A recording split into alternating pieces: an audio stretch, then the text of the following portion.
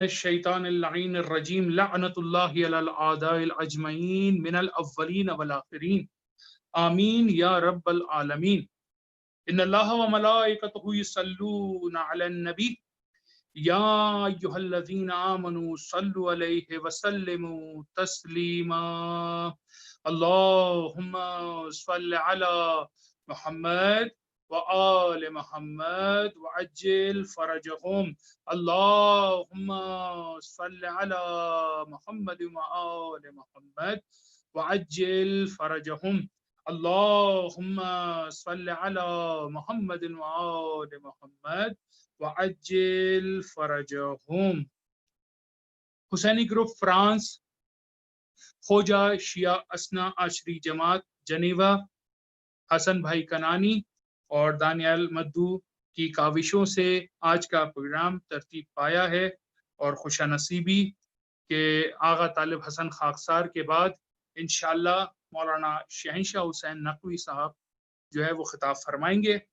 اس سے پہلے میں منقبت کا باقاعدہ آغاز کروں، آپ تمام مومن و مومنات سے التماس ہے کہ ایک سورہ فاتحہ مولانا صابر حسین نقوی ابن سید حسین علی نقوی کی روح کو اصال ثواب کریں، اور اس سورہ فاتحہ میں تمام مرومین اولیاء اللہ، شاعر اللہ، کتب ابدال و صالحین، مراجعین، عارفین، امیر المومنین، اہل ذکر اللہ، اہل وادی السلام، وادی حسین، جو مومنین اس بارگاہ سے، اس دنیا سے، دار فانی سے کوچ کر کے بارگاہ احزتی میں پہنچے ہیں، ان سب کے لیے، تمام شہدائے حق کے لیے جنہوں نے ولایت علی ابن ابی طالب پر اپنی جانوں کا نذرانہ پیش کیا، ان کے لیے، اور بالخصوص ان مومن و مومنات کے لیے جن کا کوئی فاتحہ خواں اس دنیا میں باقی نہ رہا ہو۔ رحم اللہ من قرأ الفاتحہ۔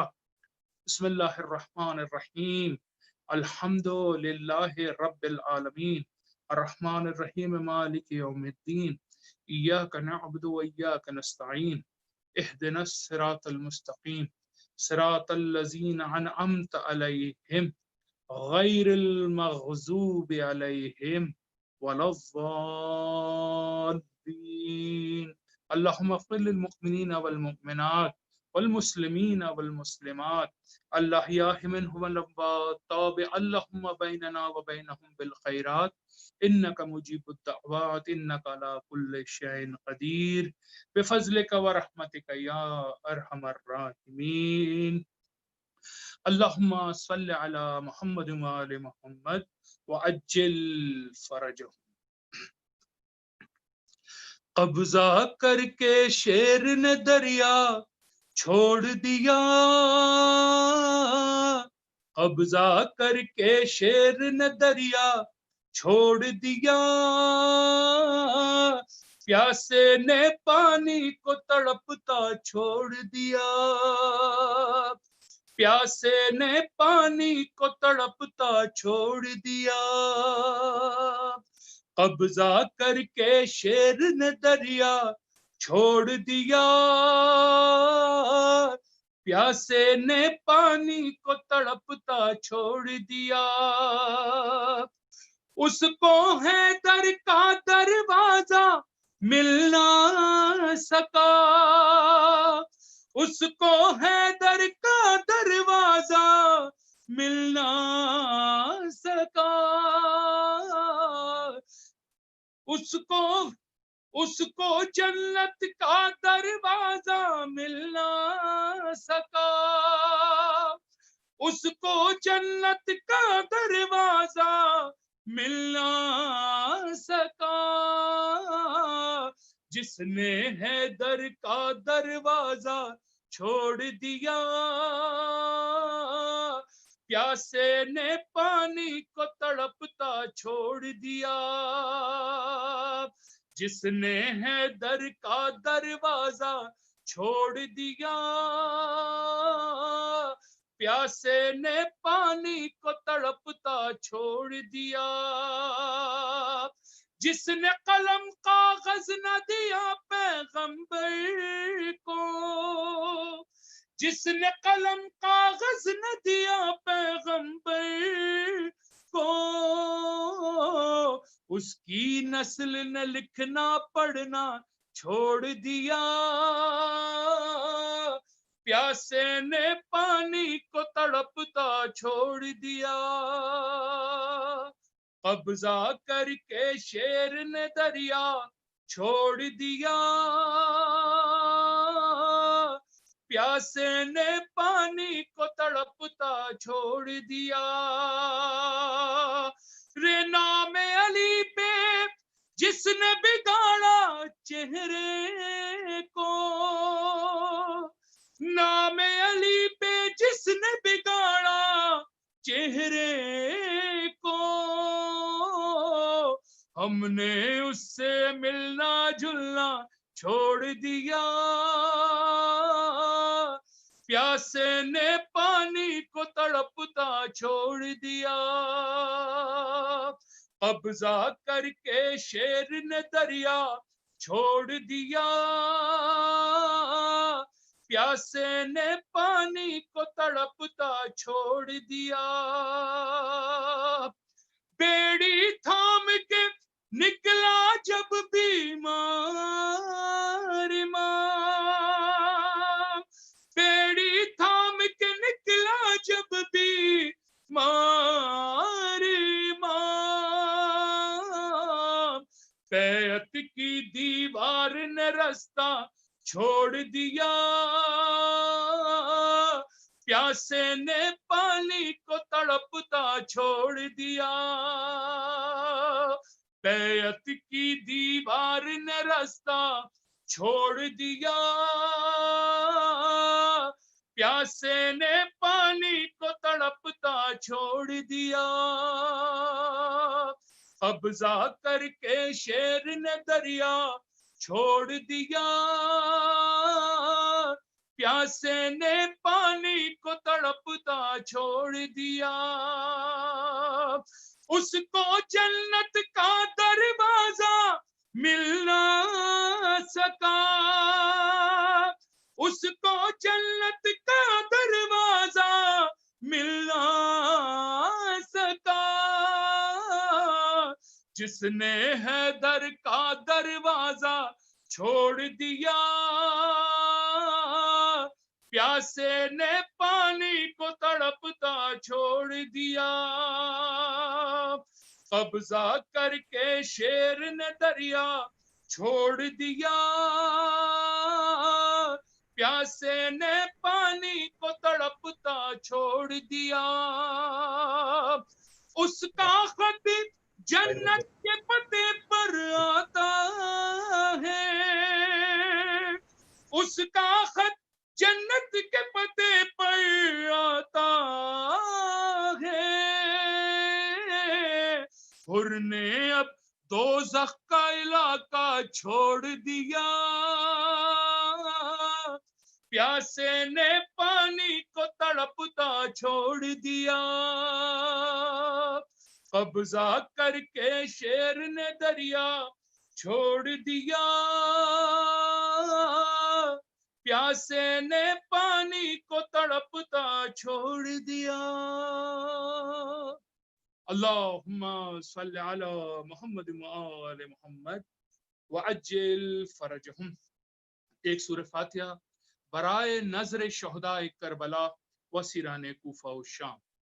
اللہم صلی علی محمد وآل محمد۔ بسم اللہ الرحمن الرحیم، الحمد للہ رب العالمین، الرحمن الرحیم، مالک یوم الدین، ایاک نعبد و ایاک نستعین، اہدنا الصراط المستقیم، صراط الذین انعمت علیہم غیر المغضوب علیہم ولا الضالین۔ اللہم صلی علی محمد وآل محمد۔ آخری کلام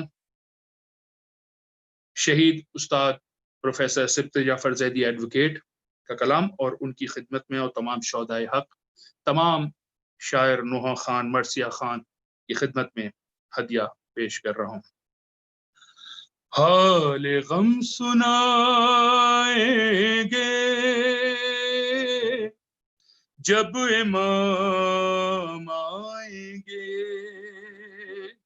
زخم دل دکھائیں گے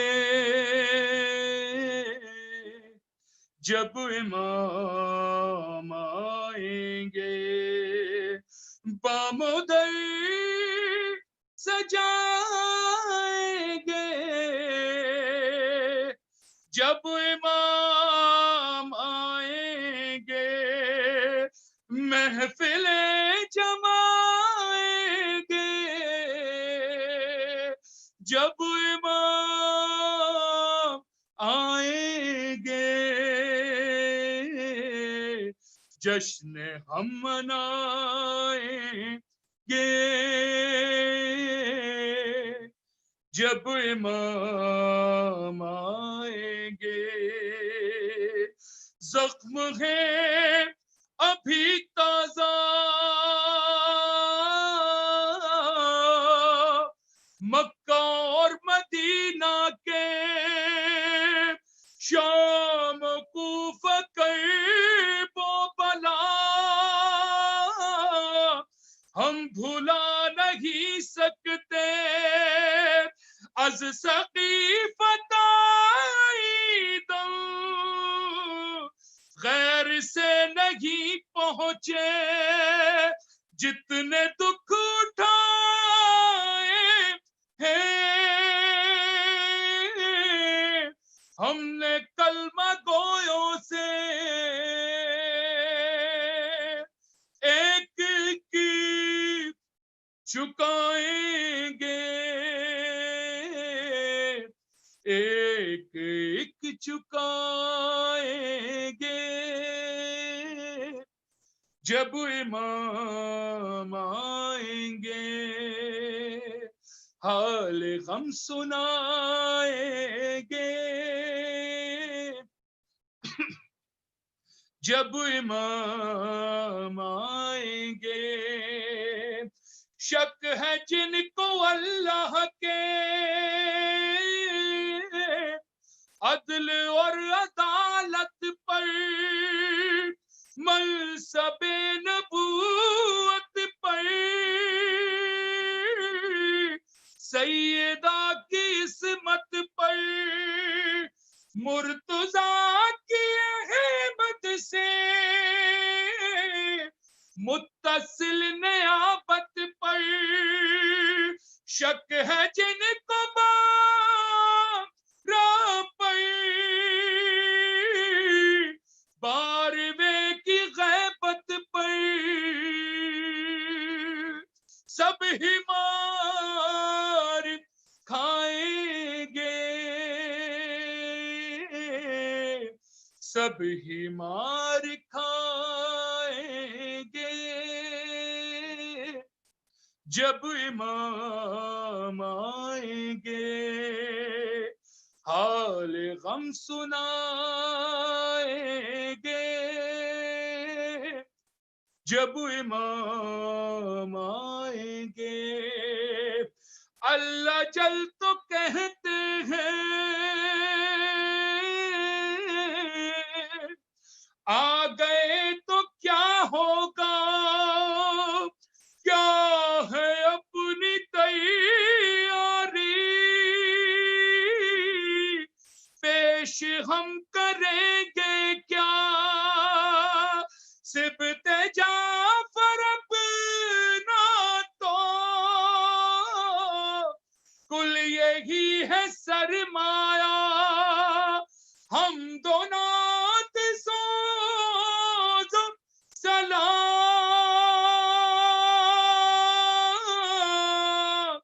اور منقبت نوحہ ہم یہی سنائیں گے، ہم یہی سنائیں گے، جب امام آئیں گے۔ اللہم صلی علی محمد وآل محمد وعجل فرجہم۔ بسم اللہ الرحمن الرحیم۔ اللہم کن لولیک الحجۃ ابن الحسن صلواتک علیہ وعلی آبائہ فی هذه الساعة وفی کل ساعة ولیا وحافظا وقائدا وناصرا ودلیلا وعینا وحتى تسکنہ ارضک طوعا وتمتعہ فیہا طویلا۔ اللہم صلی علی ولی ابن موسیٰ الرضا والمرتضی الامام التقی النقی وحجتك على من فوق الأرض ومن تحت الثرى الصديق الشهيد صلاة كثيرة تامة زاكية متواصلة متواترة مترادفة كأفضل ما صليت على أحد من أوليائك إن الله وملائكته يصلون على النبي يا أيها الذين آمنوا صلوا عليه وسلموا تسليما اللهم صل على محمد وآل محمد وعجل فرجهم.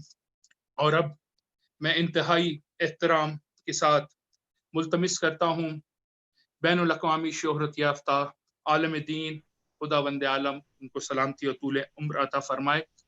میں التماس کرتا ہوں عالی جناب مولانا سید شہنشاہ حسین نقوی صاحب سے کہ وہ مجلس کا باقاعدہ آغاز کرے. بر محمد و آل محمد صلوات. اللہم صلی علی محمد و آل محمد وعجل فرجہم. فاتحہ. بسم اللہ.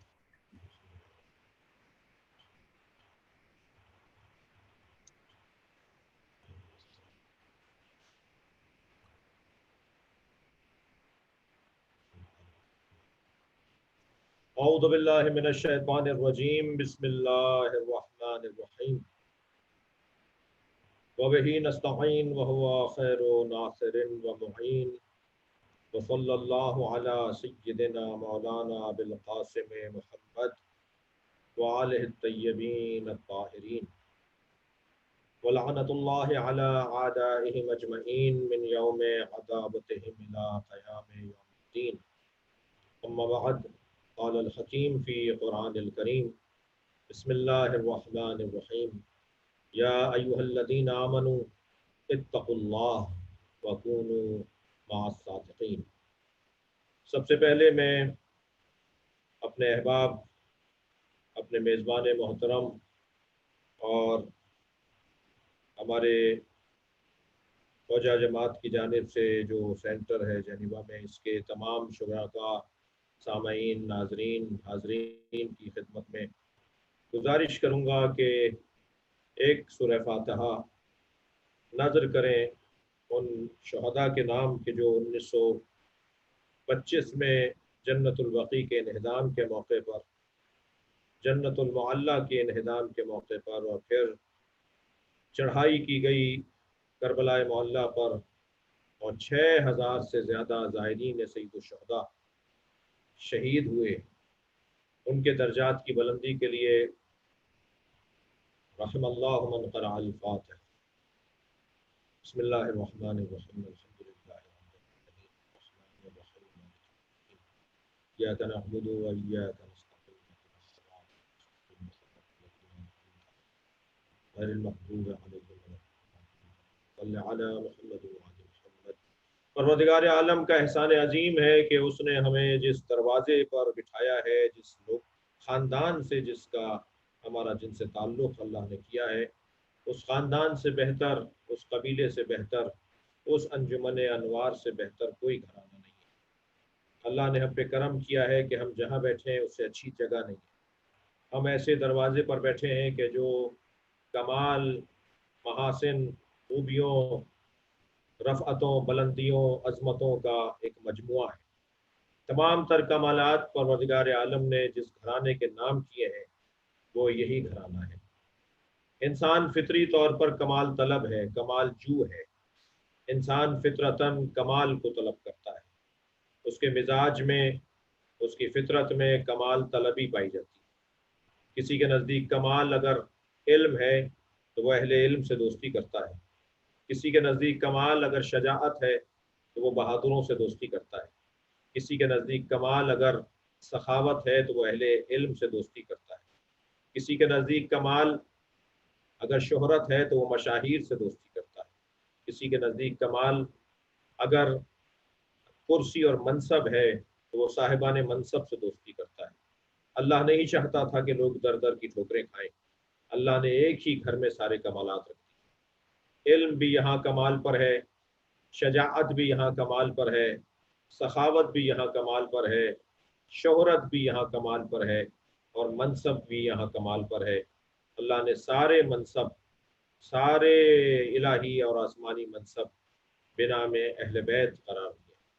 یہاں رسالت بھی ہے، یہاں نبوت بھی ہے، یہاں امامت بھی ہے، یہاں ولایت بھی ہے، یہاں شہادت بھی ہے، یہاں عصمت بھی ہے، یہاں تمام تر مناصب آسمانی ایک ہی گھر میں پائے جاتے ہیں۔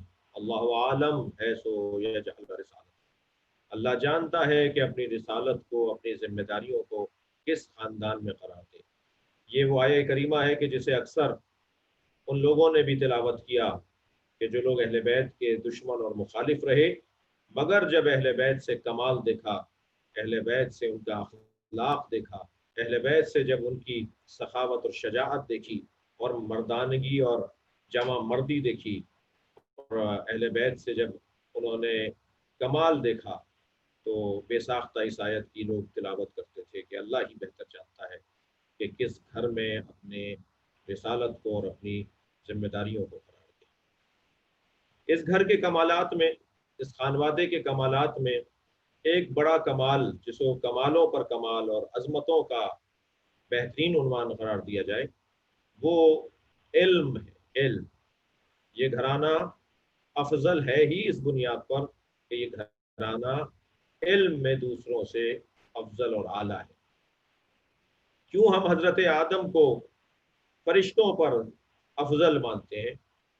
جواب آئے گا بربنائے علم، علم کی بنیاد پر آدم افضل قرار پائے ملائکہ کے نسبت۔ بس یہی قاعدہ جو قرآنی قاعدہ ہے، جس میں بارہا میرے محترم سامعین نے اس بحث کو اور اس عنوان کو سنا ہے ممبر سے۔ جب اللہ نے پوچھا کہ الا ہؤلاء الاسماء، بتاؤ یہ نام کیا ہے، یہ کون ہے، تو انہوں نے کہا کہ ما علمتنا لا علم لنا الا ما علمتنا، ہمارے پاس کوئی علم ہی نہیں ہے مگر یہ کہ جو تو نے ہمیں علم بتا دیا۔ اور حضرت آدم نے اپنے علم کا اظہار کیا، اور فرشتوں کی معلومات اور حضرت آدم کی معلومات میں اور معلومات کے علاوہ اس معلومات کی بنیاد پر بصیرت میں فرق تھا، لہذا حضرت آدم افضل قرار پائے۔ یہی دلیل، یہ ایک بڑی دلیل قرار پائے گی ہر زمانے میں مولا علی سے امام مہدی تک عجل اللہ تعالی فرجہ، ان تک تمام تر ائمہ اہل بیت کی افضلیت کی جو بڑی دلیل قرار پائے گی، وہ ان کا عالم ہونا ہے، اپنے زمانے کے اور قیامت تک آنے والے اہل علم کے سامنے ان کا زیادہ بڑا عالم ہونا ہے۔ علم اس گھرانے کا خاصہ ہے۔ میرے اور آپ کے ممدوح امام جعفر صادق علیہ السلام جس کرسی درس پر تشریف فرما ہوتے تھے، اس کرسی درس کے عقب میں دیوار پر ایک تختی پر یہ کلمہ، یہ جملہ، یہ دو مصرے لکھے ہوئے تھے: لیس الیتیم قد مات والدہ بل الیتیم یتیم العلم والعدد۔ یتیم وہ نہیں ہے جس کا باپ مر گیا، بلکہ یتیم وہ ہے جو علم و ادب سے دور ہو۔ جس کے ہاں علم نہ ہو وہ یتیم ہے، جس کے ہاں ادب نہ ہو وہ یتیم ہے۔ تو یتیم در حقیقت علم سے خالی اور عاری شخص کو کہا جاتا ہے۔ اور اس گھرانے کا بڑا خاصہ، بڑی صفت اس گھرانے کی علم کی صفت ہے۔ مولا کائنات کے وہ فرامین کہ جس میں مولا نے اپنے علم کا اظہار کیا، مولا امام حسن مجتبیٰ کا وہ 3 سال کے سن میں نبی مکرم کے زانوں پر بیٹھ کر سائلین کے سوالات کا جواب دینا اور سائلین کا ششدر رہ جانا کہ یہ کم سن بچہ اتنے عمدہ جواب کیسے دے رہا ہے۔ امام حسین علیہ السلام کا اپنے نانا کی آغوش میں بیٹھ کر پوچھنے والوں کے سوالات کے جوابات دینا۔ امام زین العابدین علیہ السلام کا خطبہ جس میں آپ نے فرمایا اللہ نے ہمیں 6 کمالات سے نوازا ہے، اس میں ایک آپ نے فرمایا ہمیں اللہ نے علم سے، سب سے پہلے فرمایا ہمیں اللہ نے علم سے نوازا۔ امام محمد باقر کا تو نام ہی باقر اس لیے ہے کہ آپ سے علوم پھوٹتے ہیں، آپ سے علوم نکلتے ہیں۔ دیکھیے، علم منطق ایک مکمل علم ہے، علم فلسفہ ایک مکمل علم ہے، علم فقہ ایک مکمل علم ہے، علم معنی بیان، علم ادب ایک مکمل علم ہے، اور جغرافیہ کا ایک مکمل علم ہے۔ فلکیات ایک مکمل علم ہے. یہ جو علوم کی ہم ایک فہرست بناتے ہیں، تو امام محمد باقر علیہ السلام کو باقر کہتے ہی اس لیے ہیں کہ آپ سے علوم نکلتے تھے. یعنی امام جس بحث کو پیش کرتے تھے وہ ایک علم کے طور پر اس کی بنیادیں پڑتی تھی، بنیاد پڑ رہی ہوتی تھی اس ایک علم کی جب امام باقر بولتے تھے اور اپنے علم کا اظہار کرتے تھے. اور پھر جس علمی دانشگاہ، جس علمی یونیورسٹی کی بنیاد امام محمد باقر علیہ السلام نے رکھی، اس یونیورسٹی کو امام جعفر صادق علیہ السلام نے اس کمال پر پہنچایا کہ آج اگر ہماری فقہ اسلامی، فقہ محمدی شناخت رکھتی ہے تو وہ بنام جعفر صادق علیہ السلام رکھتی ہے. ہم فقہ اسلامی کے لوگ، ہم فقہ محمدی کے حامل لوگ جب اپنا تعارف کرواتے ہیں تو ہم کہتے ہیں کہ ہم فقہ جعفری کے لوگ ہیں، اس لیے کہ فقہ محمدی کو، فقہ اسلامی کو جس نے تشریح کر کر بتایا، جس نے اس کو سمجھایا، جس نے اسے مدون کیا، مرتب کیا، منظم کیا، مؤلف کیا، اس امام معصوم کا نام حضرت امام جعفر صادق علیہ السلام ہے. 4000 سے زیادہ شاگردوں کی تربیت کی، اور ان 4000 شاگردوں میں ایک نام حضرت نعمان ابن ثابت المعروف امام اعظم ابو حنیفہ. جب کسی نے ان سے پوچھا کہ آپ کی عمر کتنی ہے، تو عمر تو ان کی خاصی تھی، مگر انہوں نے فرمایا میں 2 سال کا ہوں. پوچھنے والے نے کہا کہ آپ کی عمر تو 2 سال کی نہیں ہے، آپ تو معمر ہیں. فرمایا 2 سال اگر میری زندگی سے ختم اور کم کر دیے جائیں تو میرے پاس کچھ باقی نہیں رہے گا. لولا السنتان لہلک النعمان، اگر 2 سال میری زندگی میں نہ ہو تو نعمان ہلاک ہو جائے گا. یہ ایک نام ہے، اگرچہ برادران اہل سنت انہیں اپنا فقہی امام مانتے ہیں، لیکن عالم دین کی حیثیت سے ہمارے ہاں بھی قابل احترام. امام جعفر صادق علیہ السلام ائمہ اہل بیت میں واحد امام ہیں جن کی عمر مبارک تمام ائمہ سے ظاہری طور پر زیادہ تھی.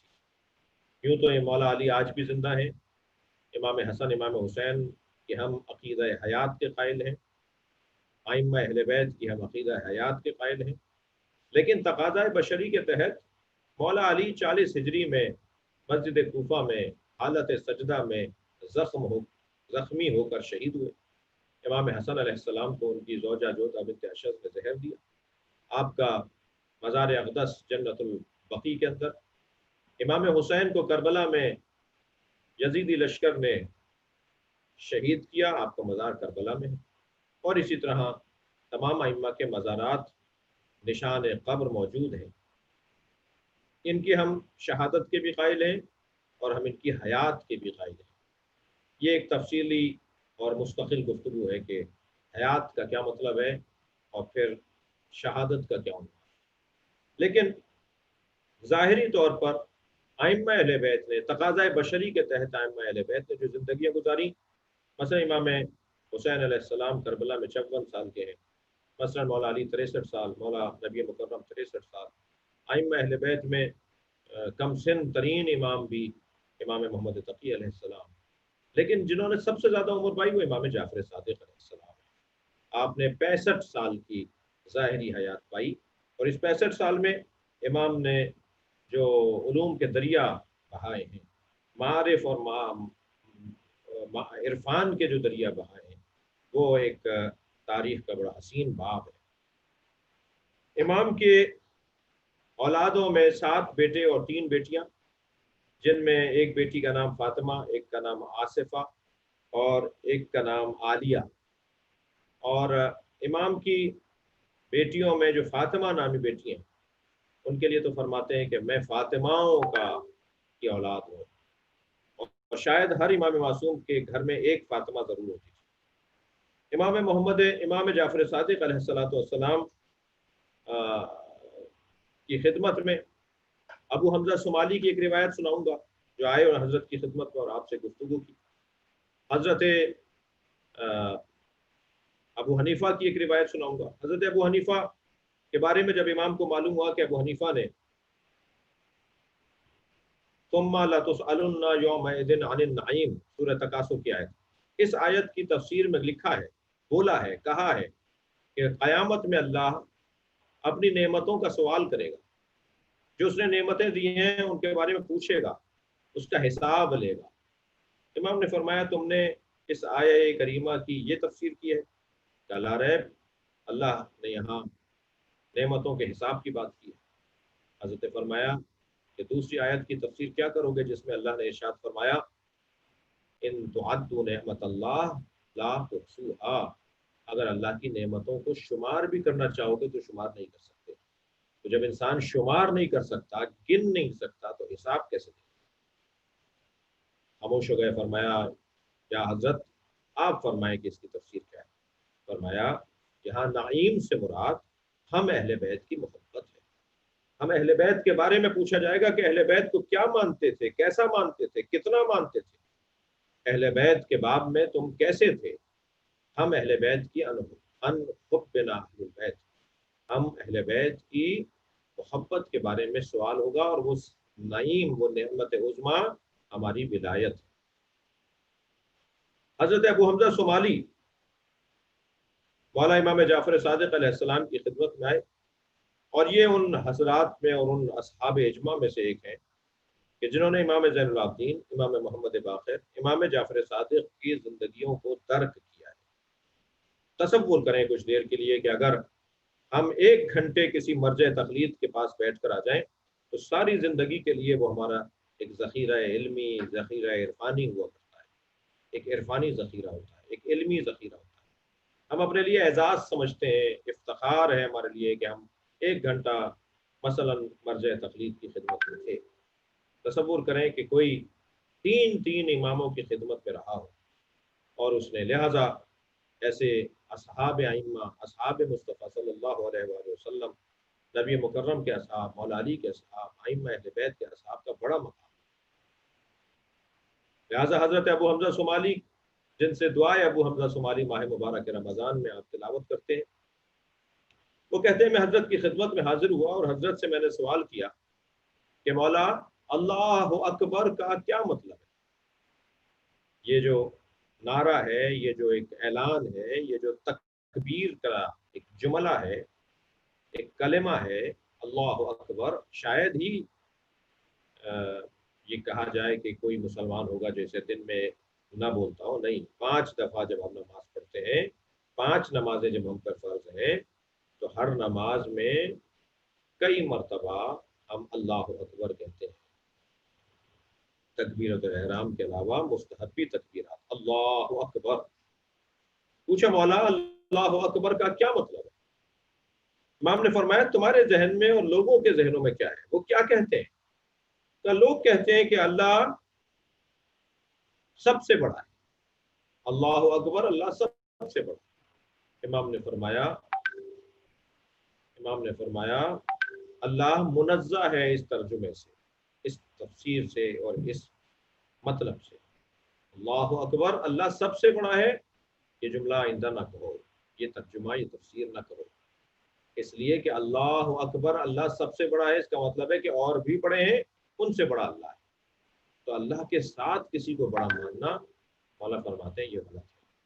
بلکہ اللہ اکبر کا مطلب ہے اللہ اکبر و ان یوصف، اللہ بڑا ہے اس سے جو اس کے بارے میں کہا جاتا ہے. اللہ بڑا ہے اس بات سے کہ جو اس کے بارے میں کہی جاتی ہے. یعنی اللہ کے علاوہ کسی اور کو تصور میں لا کر اللہ کی بڑائی کا ذکر نہ کرو، بلکہ اللہ ہی سے اللہ کی بڑائی کی بات کرو. اللہ بلند ہے، اللہ بڑا ہے ہر اس بات سے جو اس کے بارے میں کہی جاتی ہے. یہ ہے اللہ اکبر کا مطلب. یہ امام جعفر صادق علیہ السلام نے اپنے شاگرد سے تعلیم دیا کہ اس انداز سے آپ کو معارف کی طرف جانا ہوگا. امام جعفر صادق علیہ السلام کی زندگی میں مناظرے ہیں، تعلیمی اور تربیتی پہلو بڑے حسین ہیں. یہ جو آیت میں نے آپ کے سامنے تلاوت کی، جو سورہ مبارکہ مریم کی آیت ہے، وَجَعَلْنَا لَهُ سورہ مبارکہ مریم کی آیت وجعلنا لہم لسان صدق علیہ، آیت پر توجہ چاہوں گا انتہائی محترم سننے والوں سے. اور ہم نے ان کے لیے ایک سچی بلند زبان قرار دی. مولا امام جعفر صادق علیہ السلام کے وجود کو، ائمہ اہل بیت کے وجود کو اللہ نے لسان صدق علی یاد کرا.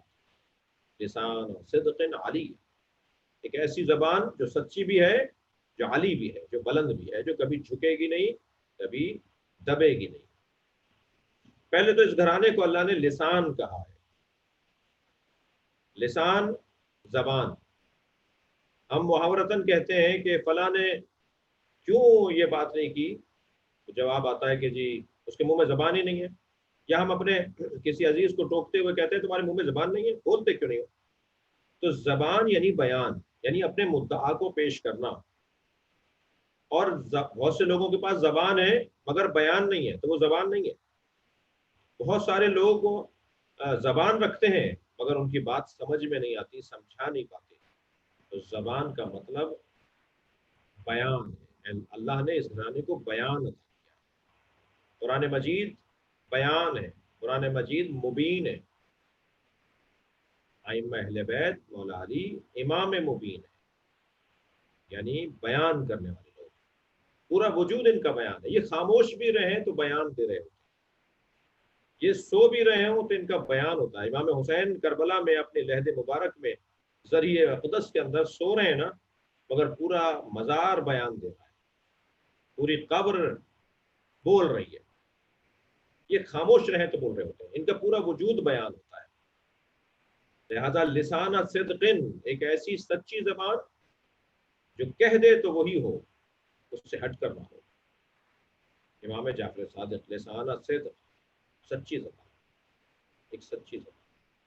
اصل میں جتنے بھی فقہ ہیں وہ سب اسی دور میں شروع ہوئے. فقہ حنفی، مالکی، شافعی.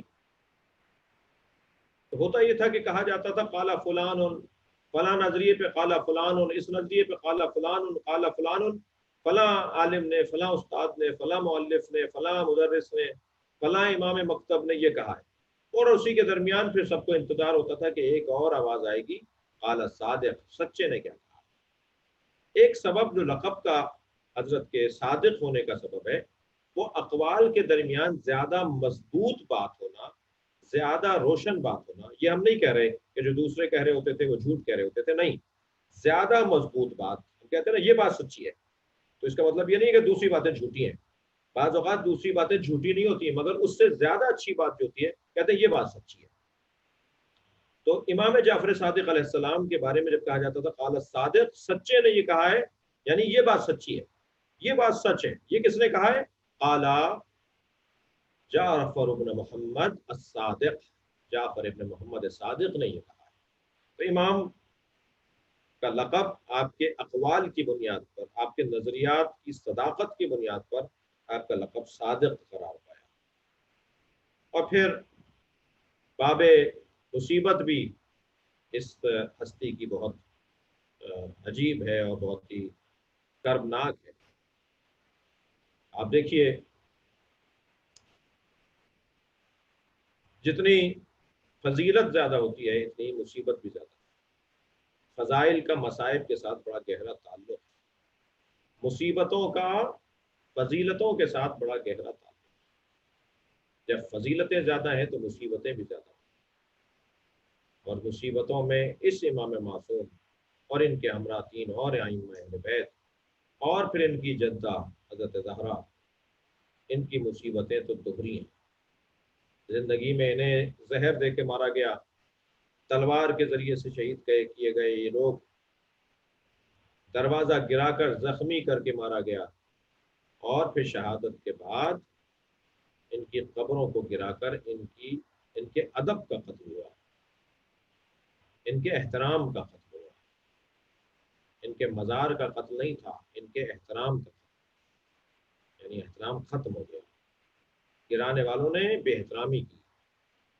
تو آج اگر آپ مدینہ منورہ جائیں، اطراف میں بلند و بالا عمارتوں میں روشنیاں، اور قبر اطہر امام جعفر صادق علیہ السلام پر تاریکی، البتہ فرشتوں کی آمد، نور کے حالوں کی آمد، وہ ایک الہی کام ہے، لیکن اس دنیا کے تقاضوں کے مطابق ہماری ذمہ داریوں کی ادائیگی میں جو سب سے بڑی رکاوٹ ہے وہ یہ حکومت ہے کہ جس نے سن 1925 میں جنت البقیع کو منحصر امام جعفر صادق علیہ السلام کے قاتلوں میں جو سب سے بڑا روشن اور واضح قاتل ہے وہ ابو جعفر منصور دوانقی ہے۔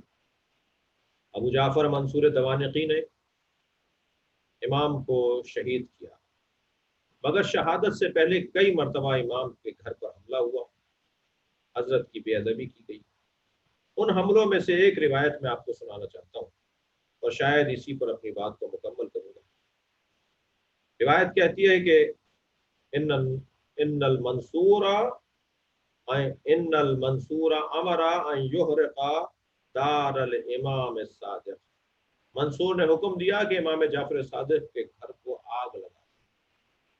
میں کہتا ہوں اگر مدینے میں سیدہ زہرا کے گھر کو آگ نہ لگائی گئی ہوتی تو پھر کربلا میں خیمے نہ جلتے اور پھر بعد میں ائمہ کے گھروں کو آگ لگ گئی۔ منصور کہتا ہے کہ جلا دو جعفر صادق کے گھر کو، اور میری زبان میں مصائب کی وجہ سے لکنت ہے، کہتا ہے گھر والوں سمیت جلا، جو گھر میں رہتا ہے ان کے ساتھ انہیں۔ لہذا روایت کہتی ہے اللہ اکبر ان یحرق دار الامام الصادق العلویات داخل الدار، بیبیاں علویات، بیبیاں گھر کے اندر موجود تھیں، وارتفعت اصواتهن فخرج الامام الصادق وعليه قمیص وازار، جب گھر کو آگ لگی، جب امام کے گھر پر شعلے اٹھنے لگے تو آوازیں بلند ہو رہی تھیں ان علویات کی، ان سیدانیوں کی جو اس گھر کے اندر تھیں، اور امام جعفر صادق علیہ السلام علیہ قمیص و ازار، امام قمیص پہنے ہوئے تھے اور کمر میں پٹکا باندھا ہوا تھا۔ بات یہاں مکمل نہیں ہوئی اور یہ کہتے جا رہے تھے وَهُوَ يَقُولُ أَنَا ابْنُ الْأَعْرَقِ الثَّرَى أَنَا ابْنُ إِبْرَاهِيمَ الْخَلِيلِ، میں ابراہیم خلیل کا بیٹا ہوں جنہیں آگ میں جلایا گیا تھا۔ فرمایا اللہ اکبر کہ جس وقت دخل علیہ بعض الشیعہ ہی، جب بعض شیعہ امام صادق کے امام کے مدد کے لیے پہنچے تو وجدوہ حزینا باکیا، دیکھا کہ امام کی آنکھوں میں آنسو ہیں اور آپ کے چہرے اقدس پہ حزن ہے۔ تو ایک مرتبہ پوچھنے والوں نے کہا مولا آپ بہت غم زدہ نظر آتے ہیں، تو ایک جملہ فرمایا جو مصیبت کا بڑا جملہ ہے، فرماتے ہیں نظر تو الی نسائی و بناتی، میں نے اپنے بچوں کو، اپنی بیٹیوں کو، اپنی عورتوں کو اس حالت میں دیکھا، من حجرت الی الحجرہ من مکان الی مکان، وہ ایک حجرے سے دوسرے حجرے میں جا رہی تھی، وہ ایک جگہ سے دوسری جگہ جا رہی تھی، میں نے ان کے کپڑوں میں آگ لگی ہوئی دیکھی، میں ان کے کپڑوں کی آگ بجھا رہا تھا، وَأَنَا مَعَهُنَّ فِي الدَّارِ، میں انہیں تکلیف میں دیکھ رہا تھا، میری بچیاں مضطرب ہو رہی تھی۔ اور اس کے بعد امام رونا شروع ہو گئے۔ جب چاہنے والوں نے امام کو تسلی دی تو فرمایا مجھے منظر یاد آتا ہے کہ جب کربلا کے میدان میں ایک خیمے سے دوسرے خیمے میں بیبیاں جا رہی تھی اور آوازیں لگا رہی تھی کہ کوئی ہے جو بنات رسول کو بچائے، کوئی ہے جو نساء رسول کو بچائے۔ اور اس وقت میں ہمارے جد زین العابدین غشی کے عالم میں تھے۔ جب میری دادی زینب نے پوچھا تھا اے زین العابدین بتاؤ ہم جل کر مر جائیں خیموں میں، کیا باہر چلے جائیں، ہمارے سروں سے چادریں اتار لی ہیں۔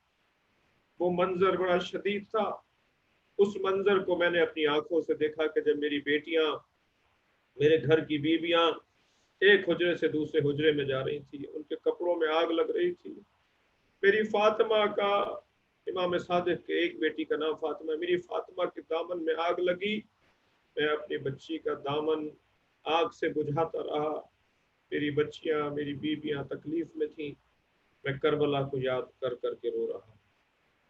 انا للہ و انا الیہ راجعون۔